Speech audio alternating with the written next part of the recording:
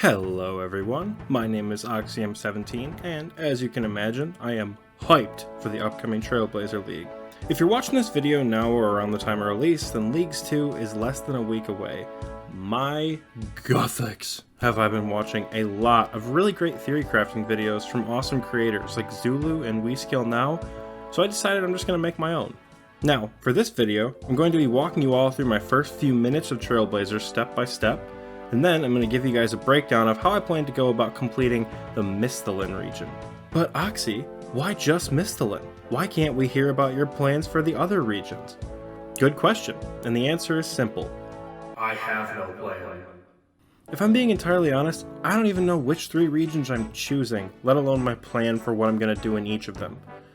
For me, it's really going to come down to the relics and the tasks.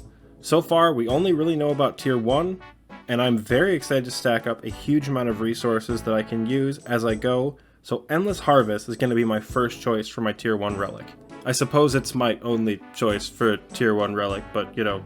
Anyways, some say it's the weakest relic, or that the relic will bring about the most boring gameplay, but I don't care.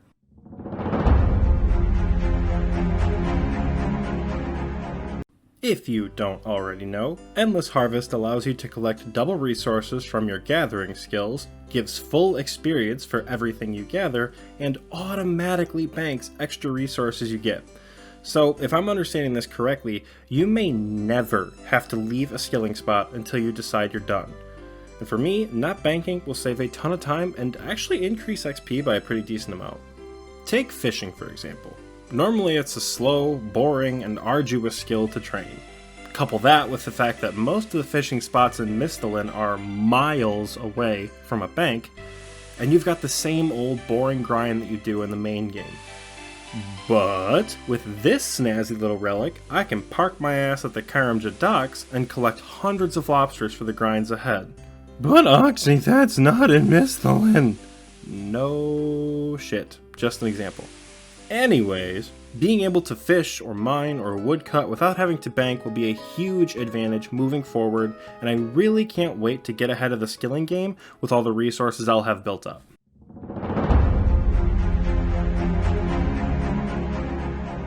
So let's get into why you're here. We're going to break down my first hour of gameplay in Leagues 2, and how it's going to go step by step. I'm going to try to make this quick and concise, because I feel like most of you guys, being experienced RuneScape players, know where most of the things that I'm going to describe are on the map, so I don't feel it's necessary, and it's kind of a bit of a waste of your time to kind of have me explain like where to find an egg in Misthalin. Like that's a bit of a waste.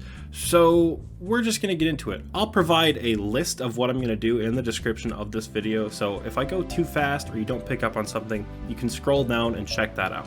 So when we first spawn in Lumbridge, the first thing we're going to do is we're going to adjust some settings. We're going to make sure that our shift click drop is on and that our player attack options are always right click.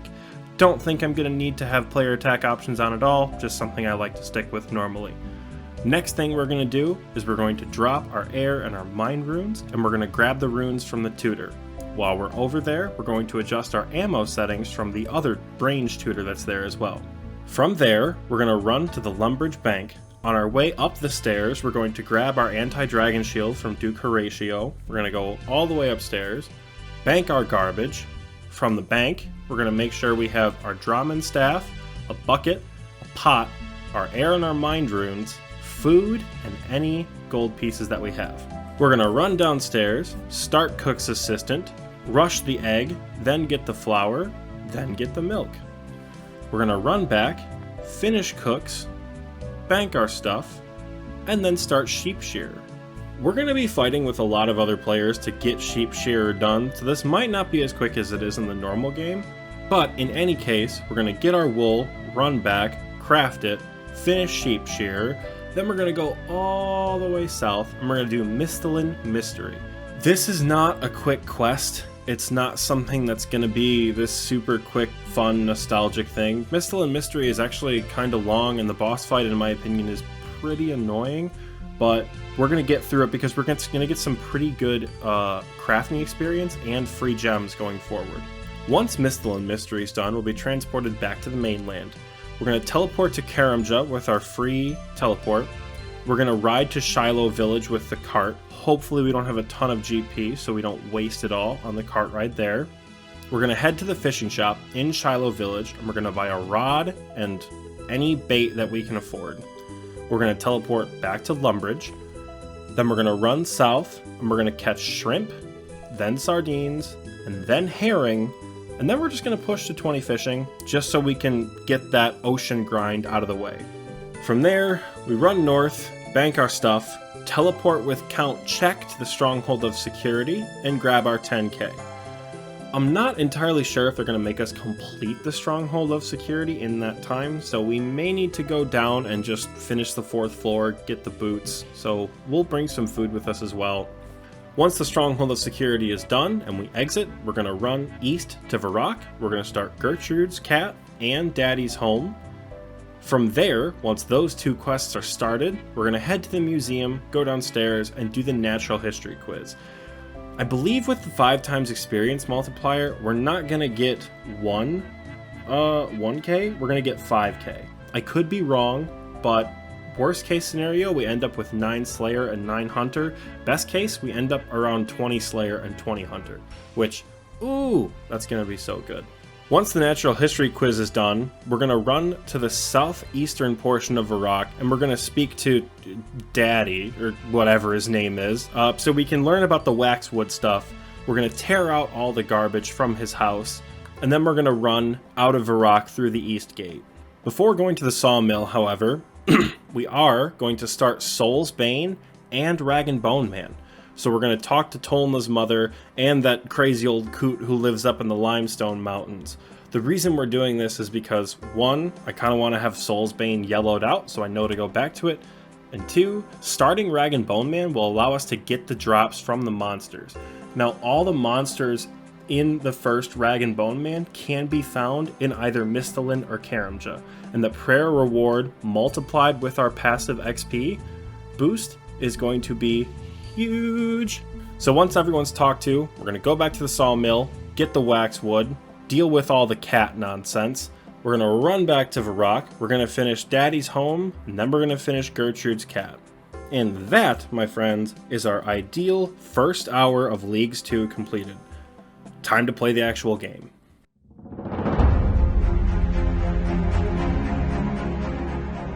Now once that first hour is complete, I do have some smaller goals. From here, the league basically busts wide open. I kind of want to get base 40s in my gathering skills, as well as boost their artisan and production counterparts to level 40 as well. Agility and thieving, I'm kind of content to just leave at 30 or below on the first day. And one more final thing, before we start grinding willows in Draenor, I do want to do rune mysteries and have rune crafting unlocked. Overall, I mean, it's not like Mistalin is a weak region for skilling content. I mean, sure, fishing kinda sucks, but you've got wood cutting, mining, rune crafting, fire making, fletching, herb lore, hunter, smithing, construction via the sawmill, and to kind of an extent, thieving, farming, and slayer. All of these options have mid to high level methods available all within the confines of Mistalin. Obviously, the first day of Leagues is going to be a battle for supplies, and I'm going to be fighting with other players to get the early stuff, which means resource plots like fishing, wood cutting, mining, all going to be packed. Monster hotspots are probably also going to be packed, but I don't think they're going to be packed for as long as some of the skilling locations are. Once our first hour is done, I think I'm going to actually take a switch over to combat, and we're going to hunt cows and chickens for feathers and leather. I know it's a super newbie way to train combat, but I mean, the league is 2 months long. I got time to be newbie.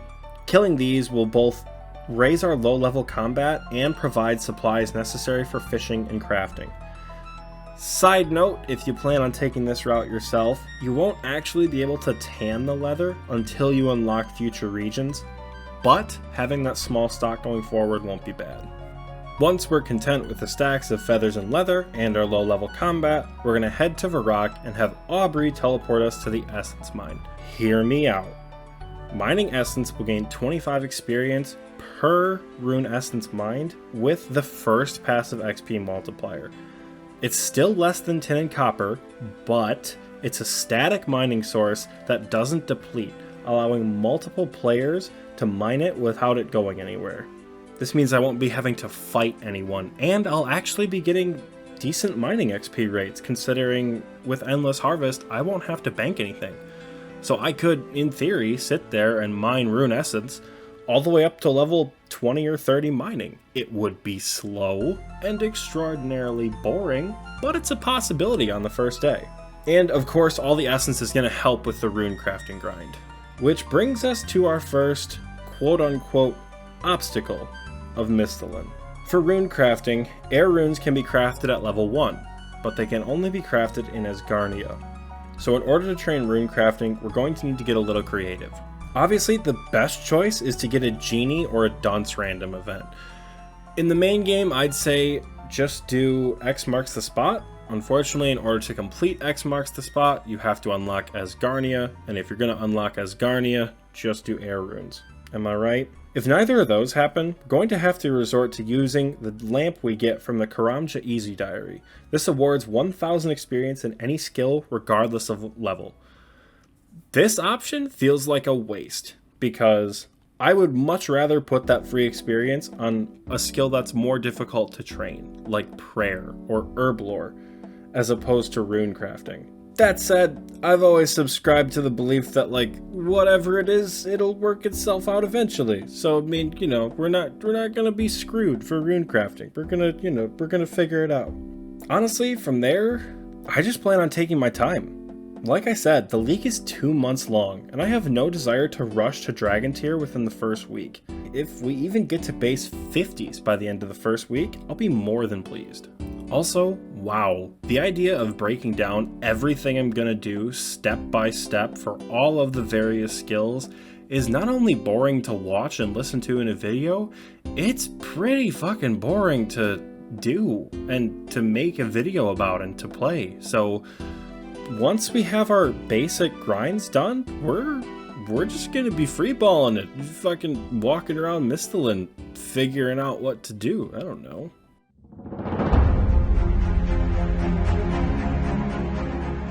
Now, it feels absolutely sinful to make a theory crafting video for Leagues 2 without talking about PVM. Long term, I'd like to get ranked in each boss available in each region that I choose. And I do mean every boss. I'm really gonna regret that statement if I choose Mauritania, but regardless of my own future self-hatred, I'm sticking to it. We're gonna get ranked in every boss by the end of Leagues. Short term, however, the monsters in Mistalin aren't really anything to write home about. Sure, we've got access to Sire and Abyssal Demons, but I don't even have 85 Slayer on my main, let alone a region-locked Iron Man. Hard pass on that. Can't say I've got my hopes up for those monsters. But there is one foe in the Mistalin region who deserves more attention than he's probably going to get. The deranged archaeologist on Fossil Island drops runite limbs, black d'hide bodies, prayer potions, sharks, cannonballs, dragon arrows, various seeds, and a bunch of other dope supplies. Mid-game, rushing this demi-boss could lead to some valuable rewards. And with 40 prayer and a simple spell like Water Strike, the archaeologist can be killed without much trouble. Don't get me wrong, the trips will be short, maybe 1 or 2 kills at best when you're first starting out, but it's very possible to get some good mid-game items early on. And of course, the more you kill them, the more experience you gain, the easier it'll be going forward, you know, and so on and so on.